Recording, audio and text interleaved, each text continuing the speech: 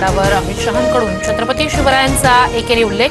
शहांनी आम्हाला शिवरायांबद्दल सांगू नये। नाशिकच्या निर्धार मेळाव्यात उद्धव ठाकरेंचा हल्लाबोल। अमित शहांनी लिहिलेलं शिवरायांवरील पुस्तक वाचल्यानंतर राऊतांना चक्कर येईल असं चंद्रकांत पाटील म्हणाले, पण हे बोलल्यानंतर चंद्रकांत पाटील यांना चक्कर आली। उद्धव ठाकरेंचा टोला।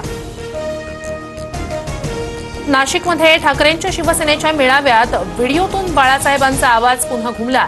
दानवे खैरेंच्या पाया पडल्यानं वाद मिटला।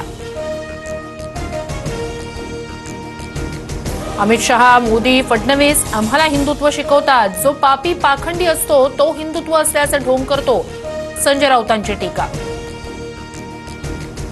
नाशिकमधील दर्ग्याच्या अनधिकृत बांधकामावर कारवाई। काठेगल्ली परिसरात पोलिसांचा कडक बंदोबस्त। ट्रस्टला म्हणणं मांडण्यासाठी दिलेली मुदत संपल्यानं पालिकेकडून तोडक कारवाई। नाशिकमधील वादग्रस्त धार्मिक स्थळ प्रकरणी मध्यरात्री दगडफेकीची घटना।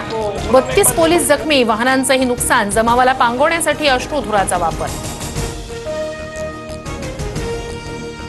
राज ठाकरे आणि एकनाथ शिंदेंमध्ये 1.25 तास डिनर डिप्लोमसी। आगामी पालिका निवडणुकीत मनसे आणि शिवसेना युतीची शक्यता। मंत्री उदय सामंतही बैठकीत हजर। पुण्यातील साखर संकुलातील बैठकीच्या निमित्तानं 21 एप्रिलला शरद पवार आणि अजित पवार एकत्र येणार। 10 दिवसात शरद पवार आणि अजित पवार एकत्र येण्याची तिसरी घटना। भाजपचे मंत्री प्रत्येक महिन्याला जनता दरबार आयोजित करणार। 22 एप्रिलला पंकजा मुंडेंच्या उपस्थितीत मुंबईत जनता दरबार। जनतेच्या तक्रारी समस्या मंत्र्यांच्या उपस्थितीत मांडण्याची संधी मिळणार। सोन्याच्या दरात पुन्हा नवा विक्रम। जळगावच्या सराफा बाजारात सोन्याच्या दरात 1300 रुपयांची वाढ। सोनं 97,500 रुपये प्रति तोळा तर चांदीचे दर 1 लाखाच्या उंबरठ्यावर।